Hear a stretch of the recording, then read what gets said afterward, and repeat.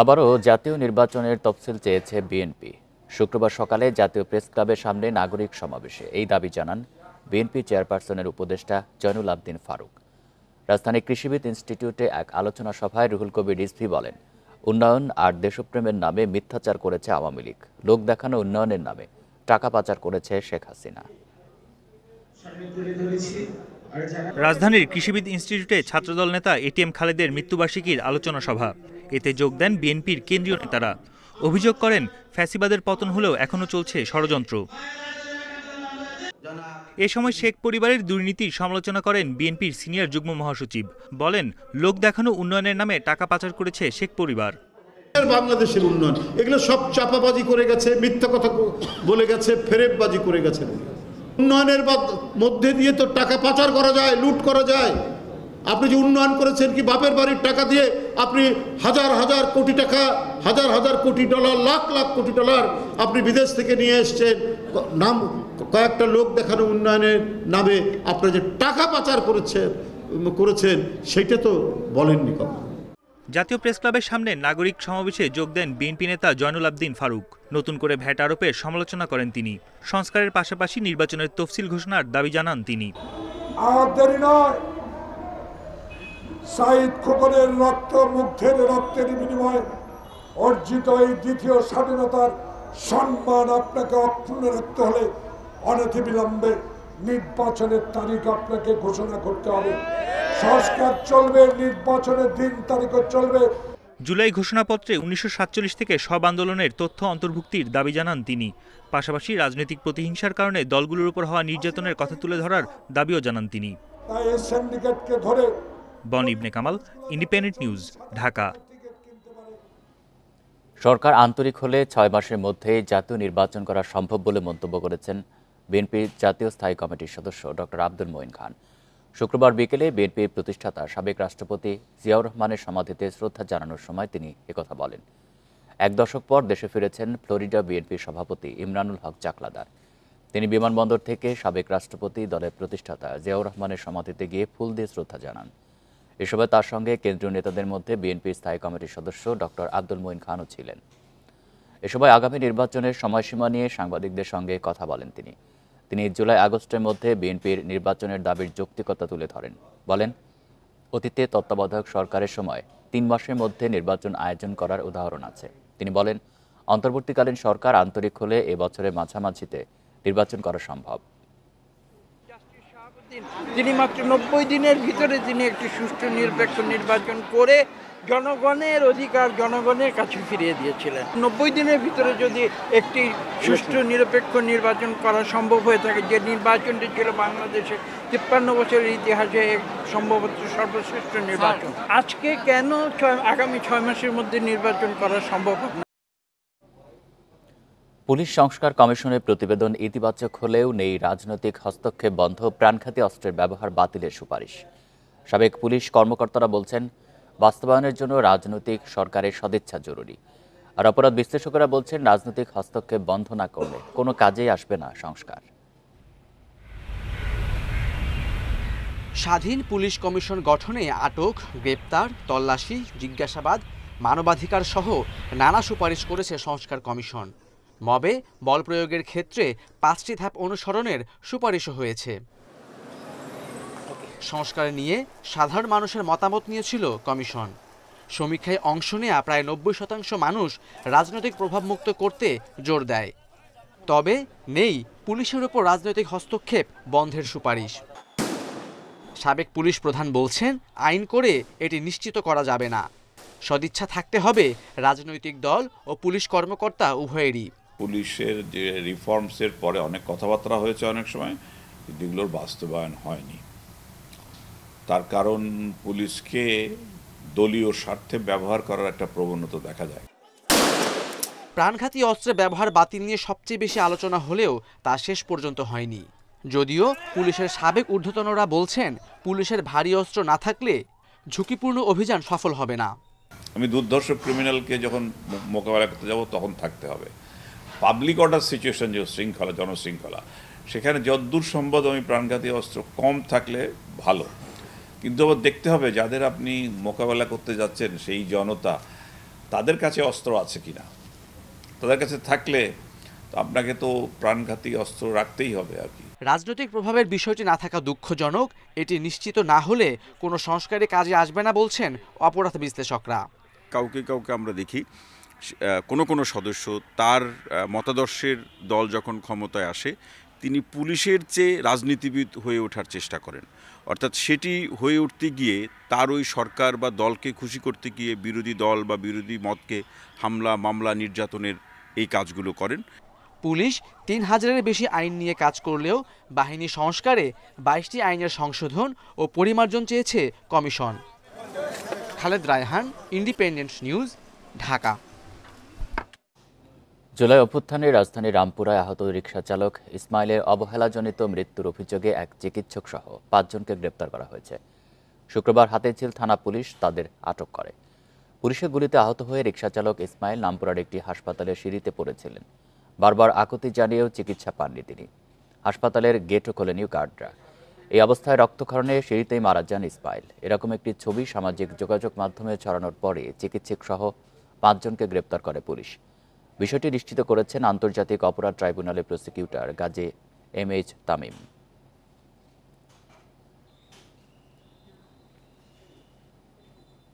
রাজধানীর বছিলায় বুড়িগঙ্গা ও তুরাগ তীরে ওয়াকওয়ে নির্মাণ কাজ বন্ধের দাবি স্থানীয়দের। অভিযোগ, মাটি কেটে নদীর তীরে স্থায়ী কংক্রিটের ওয়াল তৈরি হচ্ছে। এছাড়াও খোলা জায়গায় নির্মাণ সামগ্রী রাখায় বেড়েছে দুর্ঘটনার ঝুঁকি। নদী গবেষক ও পরিবেশ কর্মীরা বলছেন, ফুল নকশায় ওয়াকওয়ে নির্মাণ হচ্ছে, যা নদী ও স্থানীয়দের বড় ক্ষতি করছে। বুড়িগঙ্গার তীর রক্ষায় 2 বছর ধরে কাজ চলছে রাজধানীর বছিলা ব্রিজের নিচে। ওয়াকওয়ে নির্মাণে 22 ফুট গভীর করে নদীর তীর কাটা হয়েছে। নেই খেয়াঘাট, খোলা জায়গায় পড়ে আছে নির্মাণাধীন স্থাপনার রড। শিশুরা খেলা করছে ঝুঁকি নিয়ে। রাতে ঘটছে দুর্ঘটনা। বিআইডব্লিউটি এর এই প্রকল্প বন্ধের দাবিতে শুক্রবার বিক্ষোভ ও মানববন্ধন করে স্থানীয়রা। এটা 15 দিনের ভিতরে ভাঙ্গা যা মাটি নিছেন সেগুলা দিয়ে ঢালু কইরা আমাদের চলাচলের ব্যবস্থাটা করেন, নাইলে আপনারা যান এগুলা লাগবে না। যে বাদের জন্য আজকে আমাদের একটা মরণ ফাঁদ ছাড়া আর কিছু আমরা বলতে পারি না। এখানে তুরাগ ও বুড়িগঙ্গার মিলনস্থল। নদীর পশ্চিম তীর দখল করে আছে প্রয়াত সংসদ সদস্য আসলামুল হকের বিদ্যুৎ কেন্দ্র। একপারে ওয়াকওয়ের নামে কনক্রিটের স্থাপনা।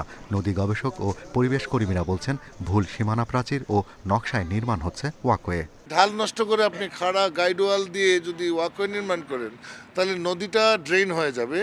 নদীটার যে স্বাভাবিক জীবন চরিত চালানোর জন্য তার যে খালের সাথে সম্পর্ক, নদী পাড়ের গাছের সাথে সম্পর্ক, নদী পাড়ের মানুষের সাথে সম্পর্ক, সেটা নষ্ট হয়ে যাবে। কাজে নদীও মারা যাবে। মানুষ যাতে চলাচল করতে পারে সেরকম একটা পাথওয়ে করে দেব। সেই পাথওয়ের ডিজাইন বা নমুনা যে এরকম হবে যাতে মানুষের জন্য এরকম একটা ব্যারিয়ার তৈরি হবে, আর তার পাশ দিয়ে বাচ্চারা হাঁটতে পারবে না, দৌড়াতে পারবে না, এবং পারলে তার জীবন হুমকির মুখে হবে। আমি জানি না এটা কোন ইঞ্জিনিয়ারিং বিদ্যা। 1000 কোটি টাকারও বেশি খরচে বুড়িগঙ্গা তুরাগ তীরে 52 কিলোমিটার ওয়াকওয়ে নির্মাণের কাজ শেষ হওয়ার কথা এবছর। Shahriar Anirban, independent news, Dhaka. আন্দোলনে 36 দিন পার হলেও এখনও পান্থকুঞ্জ পার্কের ওপর দিয়ে ঢাকা এলিভেটেড এক্সপ্রেসওয়ের সংযোগ সড়ক নির্মাণের সিদ্ধান্ত থেকে সরে আসেনি সরকার। পরিবেশবাদীরা জানান, দাবি আদায় না হওয়া পর্যন্ত আন্দোলন চালিয়ে যাবেন তারা। ফ্যাসিবাদী সরকারের আমলের জনবিরোধী এই প্রকল্প বাতিলে অন্তর্বর্তী সরকারের সময়ক্ষেপণ নিয়েও প্রশ্ন তুলেছেন অনেকে। সবুজ পান্থকুঞ্জ এখন রুক্ষ মরুভূমি। পুরো উদ্যানে মৃত গাছের আর্তনাদ। পান্থকুঞ্জ রক্ষার দাবিতে সেখানে গত 10 ডিসেম্বর থেকে টানা 36 দিন ধরে পান্থকুঞ্জ প্রভাতী সংঘ এবং বাংলাদেশ গাছ রক্ষা আন্দোলনের কর্মীরা অবস্থান করছেন। শহরের এক টুকরো সবুজ রক্ষায় কষ্টকর আন্দোলন চালিয়ে যাচ্ছেন তারা। সরে যেতে বিভিন্ন মহলের চাপ থাকলেও অনড় তারা। বিগত ফ্যাসিবাদী সরকারের পতনের পরে এই প্রকল্পগুলো হচ্ছে আবার রিভাইজ হবে এবং পরবর্তীতে এই ধরনের পরিবেশ বিধ্বংসী যেসব প্রকল্প এবং জনবিরোধী যেসব প্রকল্প সেগুলো হচ্ছে বাতিল হবে। কিন্তু আমরা আশ্চর্য হয়ে দেখতে পাচ্ছি যে এই প্রকল্পের কাজ চলমান রয়েছে এবং এই জন্যই 2000 গাছ কাটা হয়েছে। এক দফা বসেছিলেন সচিব সহ, সেতু সচিব সহ, কিন্তু তারপরে তাদের কাছ থেকে আমরা কোনো আর আশানুরূপ কোনো বক্তব্য পাইনি। ঢাকা বিশ্বের অন্যতম বায়ু দূষণের শহর হলেও এখানে পার্ক, উদ্যান, সবুজ এলাকা প্রয়োজনের তুলনায় 10% নেই। ঢাকা শহরে ক্রমাগতভাবে আমরা যেভাবে খাল, জলাভূমি, আমরা যেভাবে সবুজ বলয়, গাছপালা, পার্ক, উদ্যান আসলে ধ্বংস করে ফেলছি কোট আনকোট উন্নয়নের নামে কিংবা দখল দূষণের নামে, এটি অত্যন্ত বাজে প্রবণতা। ঢাকা এলিভেটেড এক্সপ্রেসওয়ে প্রকল্পে মগবাজার রেল ক্রসিং থেকে পলাশী মোড় পর্যন্ত সংযুক্ত সড়ক নির্মাণের উদ্যোগ নেওয়া হয়। নগর পরিকল্পনাবিদরা জানান, সড়কটি নির্মিত হলে কাঁটাবন, ঢাকা বিশ্ববিদ্যালয় ও বুয়েট এলাকায় যানজট আরও বাড়াবে। এই ধরনের ফ্লাইওভার কেন্দ্রিক প্রকল্প সারা বিশ্বে কিন্তু পরিত্যাজ্য। শহরের ভিতরে ব্যক্তিগত গাড়িকে যদি উৎসাহিত করা হয়, গণপরিবহনকে উৎসাহিত না করে নিচের রাস্তাটা যেখানে গণপরিবহন চলে, প্রচুর রিক্সা চলে, সেই রাস্তাটা আরো সংকটে পড়বে। এই এলিভেটেড এক্সপ্রেসওয়েতে গণপরিবহনের মাত্র 1.5% চলাচল করে। প্রকল্প বাস্তবায়নে হাতিরঝিল অংশে ভরাট করা হয়েছে, কেটে ফেলা হয়েছে পান্থকুঞ্জের অনেক গাছ। সুলতানা জাহান মিতু, ইন্ডিপেন্ডেন্ট নিউজ, ঢাকা। এবার শীত পরিস্থিতির খবর জানব। চুয়াডাঙ্গা থেকে আমাদের সাথে যোগ দিচ্ছেন সহকর্মী মানিক আকবর। মানিক, চুয়াডাঙ্গায় আজকে তাপমাত্রা কেমন, আর শীত জনজীবনে কতটা প্রভাব ফেলেছে?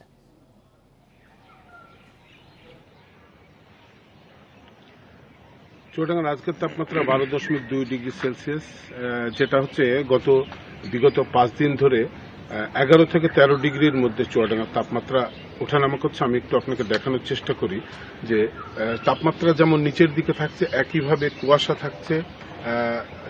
বিকেলের পর থেকেই কিছুটা কুয়াশা দেখা যাচ্ছে, রাতে কুয়াশা এবং সকাল পর্যন্ত কুয়াশা থাকছে।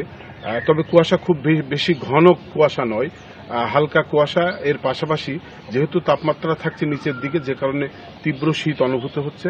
তো এই অবস্থায় শীতার্ত সব শ্রেণী পেশার মানুষকেই কষ্ট পেতে হচ্ছে, বিশেষ করে দিনমজুর শ্রেণীর মানুষ, যাদেরকে প্রয়োজনের তাগিদে ঘরের বাইরে আসতে হয়, কাজ করতে হয়, তারা এভাবেই কষ্ট পাচ্ছেন। এর পাশাপাশি শীতজনিত রোগবালাই বেড়েছে। আর দিনের বেশিরভাগ সময় যেহেতু সূর্য আকাশে থাকছে, এই কারণে সূর্য উঠে যাওয়ার পর থেকে একেবারেই বিকাল 3টা-4টা পর্যন্ত শীতের প্রকোপটা খুব বেশি থাকছে না। ওই সময়টা একটা সহনীয় মাত্রায় থাকছে শীত। এর পাশাপাশি অন্য সময়গুলোতে তীব্র শীত থাকছে, বিশেষ করে যারা খুব সকালে ছিন্নমূল শ্রেণীর মানুষ যারা ঘরের বাইরে আসছেন, তারা পর্যাপ্ত যাত্রী পাচ্ছেন না, ভ্যান চালকরা, রিক্সা চালকরা, তারা বলছেন তাদের দিনের উপার্জন কমে গেছে। আর শীতজনিত রোগবালাই, বিশেষ করে ডায়রিয়া এবং নিউমোনিয়ার রোগীর চাপ হাসপাতালে বেশি। হাসপাতালে রোগীর চাপ বেশি থাকার কারণেই চিকিৎসক এবং হাসপাতাল সংশ্লিষ্টদের হিমশিম খেতে হচ্ছে। তারা বলছেন যে এই সময়টা খুব সতর্ক থাকতে হবে, বিশেষ করে শিশুদের ব্যাপারে যত্নশীল থাকতে হবে, যাতে কোনো ক্রমেই তাদের খুব বেশি ঠান্ডা না লাগে সেদিকে নজর রাখতে হবে, এবং কেউ কোনো কারণে অসুস্থ হয়ে পড়লে দ্রুত চিকিৎসকের পরামর্শ নিতে হবে। তো সব মিলিয়ে চুয়াডাঙ্গার যে আবহাওয়া পরিস্থিতি, সেই আবহাওয়ায় যেহেতু তাপমাত্রা গত 5 দিনে 13 ডিগ্রির উপরে ওঠেনি, এই কারণেই শীতের প্রকোপটা রয়ে গেছে। তো এর পাশাপাশি বিভিন্ন সংগঠনকে আমরা দেখেছি শীত বস্ত্র বিতরণ করতে চুয়াডাঙ্গা থেকে জানাচ্ছেন সহকর্মী মানিক আকবর। চলতি অর্থবছরে বাংলাদেশে অর্থনৈতিক প্রবৃদ্ধি হবে 4.1 যা মহামারীর পরবর্তী সময়ের মধ্যে সবচেয়ে কম বলছে বিশ্বব্যাংক। সংস্থাটির সবশেষ গ্লোবাল ইকোনমিক প্রসপেক্টস রিপোর্টে উঠে এসেছে এই তথ্য। রাজনৈতিক অস্থিরতায় বিনিয়োগ ও উৎপাদন কার্যক্রমে নেতিবাচক প্রভাব ফেলেছে। এতে ধীরগতি এসেছে প্রবৃদ্ধিতে। করোনা মহামারীর পর দেশের অর্থনীতিতে সবচেয়ে দুর্বল প্রবৃদ্ধি হতে যাচ্ছে এবছর। বৈশ্বিক ঋণদাতা সংস্থা বিশ্বব্যাংকের গ্লোবাল ইকোনমিক প্রসপেক্টাস প্রতিবেদনে উঠে এসেছে এ তথ্য। বিবিএসের হিসেবে দেশের প্রবৃদ্ধি 5.82 ধরা হলেও বিশ্বব্যাংক বলছে হার হবে 4.1। রাজনৈতিক অস্থিরতায় বিনিয়োগ এবং শিল্প কার্যক্রম সামনে হতাশাজনক নিম্ন স্তরে থাকবে বলছে সংস্থাটি। প্রতিবেদনে বলা হয়েছে, সরবরাহের সীমাবদ্ধতা, জ্বালানি সংকট এবং আমদানি নিষেধাজ্ঞা উৎপাদন কমিয়েছে। সেই সাথে মূল্যস্ফীতির চাপ বাড়িয়েছে। উচ্চ মূল্যস্ফীতি সাধারণের ক্রয় ক্ষমতা কমিয়ে দিয়েছে, যার কারণে সেবা খাতের প্রবৃদ্ধি ধীর হবে। তবে নেতিবাচক পূর্বাভাসের মধ্যেও ভবিষ্যৎ নিয়ে আশাবাদী বিশ্বব্যাংক। সংস্থাটি বলছে, আগামী অর্থবছর দেশের জিডিপি প্রবৃদ্ধি 5.4 পৌঁছানো সম্ভব। সেজন্য রাজনৈতিক স্থিতিশীলতা, আর্থিক খাতে সংস্কার, ব্যবসা বান্ধব পরিবেশ এবং বাণিজ্য বৃদ্ধির তাগিদ বিশ্বব্যাংকের। ইফাতারা, ইন্ডিপেন্ডেন্ট নিউজ। দেশের কর্মক্ষম জনসংখ্যা প্রায় অর্ধেক শ্রমবাজারের বাইরে। দেশের জনসংখ্যার সম্ভাবনার চেয়ে এই পরিমাণ শ্রমশক্তি অপ্রতুল।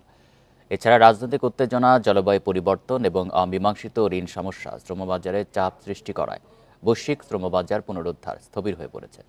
আন্তর্জাতিক শ্রম সংস্থা আইএলওর বিশ্ব কর্মসংস্থান ও সামাজিক দৃষ্টিভঙ্গি 2025-এর প্রতিবেদনে এমন তথ্য প্রকাশ করেছে। প্রতিবেদনে উঠে এসেছে 2024 সালে বৈশ্বিক কর্মসংস্থানে বাজার স্থবির ছিল।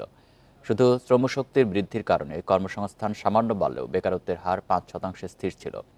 এতে তরুণ বেকারত্ব খুব বেশি কমেনি, এখনও এই হার 12.6% বেশি। এছাড়া অনানুষ্ঠানিক কাজ এবং কাজের দারিদ্রতা পূর্ব মহামারী পর্যায়ে ফিরে এসেছে। মর্যাদাপূর্ণ চাকরি তৈরিতে সবচেয়ে বেশি সমস্যায় পড়েছে নিম্ন আয়ের দেশগুলো।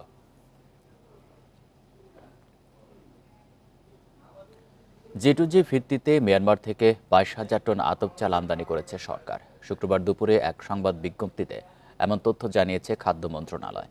বিজ্ঞপ্তিতে জানানো হয়, ইতোমধ্যে আমদানি করা চাল নিয়ে একটি জাহাজ চট্টগ্রাম বন্দরে পৌঁছেছে। এই পণ্য দ্রুত খালাস করতে প্রয়োজনীয় ব্যবস্থা নেওয়া হয়েছে বলেও জানানো হয়। এটি অন্তর্বর্তীকালীন সরকারের আমলে মিয়ানমার থেকে আমদানি করা চালের প্রথম চালান। এর আগে পাকিস্তান থেকে চাল আমদানির কথা জানিয়েছে সরকার। গেল 14 জানুয়ারি খাদ্য অধিদপ্তর ও ট্রেডিং কর্পোরেশন অব পাকিস্তানের মধ্যে এ বিষয়ে সমঝোতা স্মারক সই হয়।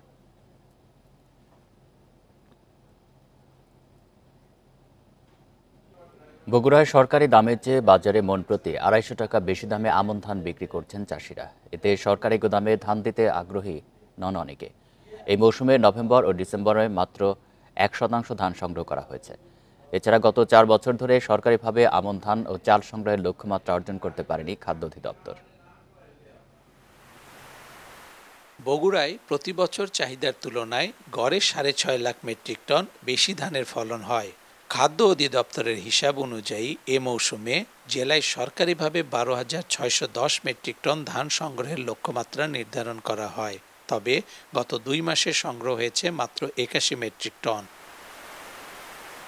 এবার প্রতিমণ ধানের সরকারি দাম নির্ধারণ করা হয় 1,320 টাকা, অথচ খোলা বাজারের বিক্রিতে প্রায় 1,600 টাকা পর্যন্ত পাচ্ছেন কৃষকরা। ফলে সরকারি গুদামে ধান দিতে তাদের আর কোনো আগ্রহ নেই। গতবার প্রতি সপ্তাহে 30 থেকে 35 গাড়ি ধান বেচা কিনা হতো, এবার দাম বাড়ার কারণ বশবর্তী হাবেদ নামে আর। এছাড়া সিদ্ধ আর আতপ চাল সংগ্রহের লক্ষ্য নির্ধারণ করা হয়েছে প্রায় 38,000 মেট্রিক টন। লক্ষ্যমাত্রার 55% চাল গুদামে দিয়েছেন মিলাররা। এতে কেজিতে 3 টাকা করে লোকসান হচ্ছে বলে দাবি ব্যবসায়ীদের। মৌসুমের শুরুতে ধানের দাম কম থাকায় আমাদের চালের কেজিতে 2 থেকে 2.5 টাকা লস হয়েছে। বর্তমানে ধানের দাম বেশি হওয়ায় চালের কেজিতে 3 টাকা পর্যন্ত লস হবে। এই লস স্বীকার করেও আমরা 210 মেট্রিক টন চাল পরিশোধ করেছি। বাকি চালটুকু আমাদের দিতে হবে, না দিলে আমাদের জামানত বাজেয়াপ্ত হবে, লাইসেন্স বাতিলের বিধান আছে। ধানের ন্যায্য মূল্য নিশ্চিত করে আপৎকালীন মজুদ গড়ে তোলা আর বাজার স্থিতিশীল রাখাই সরকারি খাদ্যশস্য সংগ্রহ অভিযানের লক্ষ্য বলছেন কর্মকর্তারা। আমাদের যে চাল সংগ্রহের লক্ষ্যমাত্রা রয়েছে তার 50 ভাগের বেশি অলরেডি সারা দেশে ক্রয় করা হয়েছে এবং আমাদের ধান সংগ্রহ একটু স্লো হলেও আমরা আশাবাদী যে আমাদের 28 ফেব্রুয়ারি পর্যন্ত সময় রয়েছে, এর মধ্যে আমরা ধান কিনতে পারবো। গেল 14 নভেম্বর শুরু হওয়া খাদ্যশস্য সংগ্রহ অভিযান চলবে 28 ফেব্রুয়ারি পর্যন্ত। Hasibur Rahman, Independent News, Bogura. এ নিয়ে আরও জানাতে পাবনা থেকে যুক্ত হচ্ছেন সহকর্মী খায়রুল ইসলাম। খায়রুল, আমরা রাজশাহী এবং বগুড়ায় আমন সংগ্রহের লক্ষ্যমাত্রা পূরণের শঙ্কার কথা জেনেছি। পাবনার কি পরিস্থিতি জানাবেন? আপনি জানেন যে পাবনায় কিন্তু ধান উৎপাদনের উত্তরবঙ্গের একটি অন্যতম জেলা। এই জেলাতে কিন্তু প্রচুর ধান হয়। আর আমরা এখন এসেছি পাবনার একটি খাদ্য গোদামে। এখানে কিন্তু আমরা খোঁজ নিয়েছি যে 2,617 টন কিন্তু এখানে আমন সংগ্রহের কিন্তু লক্ষ্যমাত্রা নির্ধারণ করা হয়, কিন্তু এখন পর্যন্ত কিন্তু বগুড়ার মতোই প্রায় 1% ধান কিন্তু এই জেলায় কিন্তু সংগ্রহ লক্ষ্যমাত্রা করা হয়েছে এবং এবারের এই আমন ধান ও চাল সংগ্রহ অভিযান কিন্তু একদমই থমকে দাঁড়িয়েছে। কৃষকরা খাদ্য গুদামে ধান বিক্রি করতে আগ্রহী না হয় লক্ষ্যমাত্রা কিন্তু পূরণ নিয়ে সংশয় তৈরি হয়েছে। আর বাজারে ধানের দাম বেশি হয় এই সংকটের প্রধান কারণ হিসেবে আমরা কিন্তু দেখতে পেয়েছি। যেখানে সরকারি ধানের ক্রয় মূল্য যেখানে নির্ধারণ করা হয়েছে ১৩২০ টাকা মন, সেখানে ধানের বাজার মূল্য কিন্তু পাবনাতে রয়েছে ১৫০০ থেকে ১৬০০ টাকা মন দরে, যে কারণে কৃষকরা কিন্তু এই ধান সরকারি গুদামে ধান দিতে আগ্রহী হচ্ছেন না। পাশাপাশি আপনাকে একটি তথ্য জানিয়ে রাখি যে ১৭ই নভেম্বর থেকে ২৮শে ফেব্রুয়ারি পর্যন্ত আমন ধান সংগ্রহের যে অভিযান শুরু হয়, আর এই সময়ের মধ্যে পাবনায় এবার প্রায় ২৬১৭ টন কিন্তু আমন সংগ্রহের লক্ষ্যমাত্রা নির্ধারণ করেন খাদ্য বিভাগ। কিন্তু এই জেলায় এখন পর্যন্ত আমনের লক্ষ্যমাত্রা পূরণে কিন্তু হয়নি এই খাদ্য বিভাগের। আর কৃষকরা বলছেন যে তারা বাজারে ভালো দাম পাচ্ছেন, যে কারণে সরকারি গুদামে ধান দিতে তারা আগ্রহী হচ্ছেন না। আবার কৃষককে সরকারি গুদামে ধান বিক্রি করতে বিভিন্ন আনুষ্ঠানিকতার মুখে কিন্তু পড়তে হয়। কৃষকরা এইসব ঝামেলা এড়াতে সরকারি গুদামে ধান দিতে অনীহা আসছে গত কয়েক বছর ধরেই। কারণ হিসাবে কৃষকরা বলছেন যে এই গুদামগুলোতে, সরকারি গুদামগুলোতে যখন তারা ধান দিতে যায় তখন এক শ্রেণীর ফড়িয়ার দাপটে তারা এই ধান দিতে কিন্তু অনাগ্রহী হচ্ছেন। কারণ হলো এই বাজারে যখন বিক্রি করে তারা নগদ টাকা পাচ্ছেন, কিন্তু এই গুদামগুলোতে তারা ধান দিতে ১ থেকে ১.৫ মাস পর কিন্তু টাকা পান, যে কারণে আরেকটি কারণেই কিন্তু তারা এই গুদামগুলোতে ধান দিতে আগ্রহী হচ্ছেন না। সবচেয়ে বড় কথা হচ্ছে যে ১৩২০ টাকা যেখানে সরকারি মূল্য নির্ধারণ করা হয়েছে, কিন্তু বাজার মূল্য ১৫ থেকে ১৬০০ টাকা হওয়ার কারণে কিন্তু প্রায় ২৫০ টাকা মন দরে তারা বেশি পাচ্ছেন বাজারে, যে কারণে কিন্তু সরকারি গুদামগুলোতে কৃষকরা ধান দিতে আগ্রহী হচ্ছেন না। এই ছিল আমার কাছে আসলে পাবনার ধান সংগ্রহের সর্বশেষ। পাবনা থেকে জানাচ্ছেন সহকর্মী খায়রুল ইসলাম।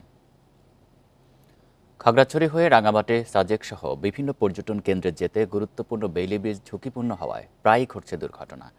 সেতুর বেহাল দশার কারণে কয়েক কিলোমিটার ঘুরে পৌঁছাতে হয় গন্তব্যে। ৫ টনের বেশি মালামাল নিয়ে চলাচল নিষিদ্ধ হলেও তোয়াক্কা করছেন না চালকেরা। দুর্ঘটনা ও ভোগান্তি এড়াতে পাকা সেতু নির্মাণের দাবি স্থানীয়দের। দীঘিনালা লঙ্গুদি সড়কের চৌমুনি এলাকায় সম্প্রতি অতিরিক্ত কাঠ বোঝাই করে ট্রাক চলাচলের কারণে খুলে পড়ে বেইলি ব্রিজের পাটাতন। এতে রাঙামাটির লঙ্গুদুর সাথে খাগড়াছড়ি সহ সারা দেশে সড়ক যোগাযোগ ব্যাহত হয়। প্রায় ২ দিন সড়কে ভারী পণ্য ও যাত্রীবাহী যান চলাচল বন্ধ থাকে। ১৯৯০ সালে নির্মিত সেতুটিতে ঝুঁকি এড়াতে ৫ টনের বেশি ভারী যান চলাচল নিষেধ থাকলেও মানা হচ্ছে না। এতে সেতুর ক্ষতির পাশাপাশি ঘটছে দুর্ঘটনা। বেইলি ব্রিজটা অতি ঝুঁকিপূর্ণ বর্তমানে, যেমন এটাকে ২-৩ বার অলরেডি ভেঙে পড়ছে। রাস্তা ক্রসিং এর সময় গাড়ি অনেক সময় একটার সাথে একটা বেজে যায়, মানুষ ক্ষতিগ্রস্ত হয়। দীঘিনালা লঙ্গুদু সড়ক, দীঘিনালা সাজেক ও পানছড়ি সড়কে এমন আরও কয়েকটি বেইলি ব্রিজ ঝুঁকিপূর্ণ। তাই দ্রুত পাকা সেতু নির্মাণের দাবি স্থানীয় ব্যবসায়ীদের। সরকার এগুলো যদি পাকা ব্রিজ করে তাহলে বর্তমানে এখানে ওই পর্যটক হিসেবে দুর্ঘটনা থেকে মানুষ একটু রেহাই পায়। সড়ক বিভাগ বলছে ঝুঁকিপূর্ণ বেইলি ব্রিজের পরিবর্তে পাকা সেতু নির্মাণের প্রকল্প চলমান। আমরা একটি ওয়ার্ক অর্ডার অলরেডি দিয়ে দিয়েছি, আরেকটির আপনার রয়েছে প্রোগ্রাম পাস হয়েছে, আমরা ইতিমধ্যে 10 আগস্টের দিকে যাব। বাকি 3টা হয়তো আস্তে ধীরে এই পিএমপি প্রোগ্রামের মাধ্যমে আগামী 2-1 বছরের মধ্যে আমরা শেষ করতে পারবো। খাগড়াছড়িতে ছোট বড় 8টি বেইলি ব্রিজ রয়েছে, সবগুলোই বর্তমানে ঝুঁকিপূর্ণ হয়ে পড়েছে। Independent news. এ বিষয়ে আরও জানাতে খাগড়াছড়ি থেকে যুক্ত হচ্ছেন সহকর্মী সমীর মল্লিক। সমীর, ঝুঁকিপূর্ণ সেতুগুলোর জায়গায় নতুন পাকা সেতু নির্মাণের প্রতিশ্রুতি পাওয়া যাচ্ছে, সেই প্রতিশ্রুতি কবে বাস্তবায়ন হবে?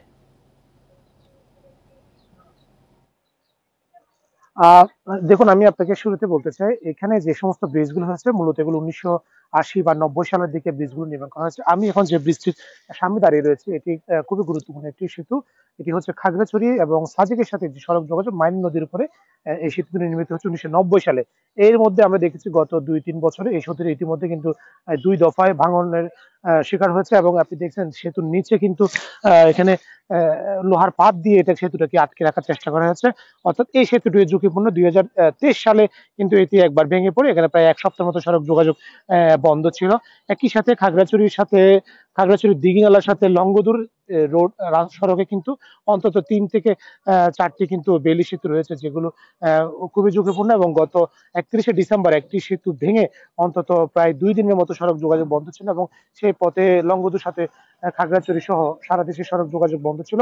একই সাথে খাগড়াছড়ি সাজেক সড়কে আরো বেশ কয়েকটি সেতু কিন্তু এরকম ঝুঁকিপূর্ণ রয়েছে, এবং দীর্ঘদিন ধরে এখানকার স্থানীয় মানুষের দাবি হচ্ছে এই সেতুগুলো আসলে এই সেতুর পরিবর্তে গার্ডার ব্রিজ অর্থাৎ পাকা সেতু নির্মাণের দাবি করা হচ্ছে। এবং সড়ক বিভাগের পক্ষ থেকেও যেটা তারা বলছে যে তারা সেতুগুলো নির্মাণের জন্য একটা পদক্ষেপ নিচ্ছে, কিন্তু সেরকম বাস্তব কিন্তু আমরা দেখছি যে পদক্ষেপ সেটা নেওয়া হচ্ছে না।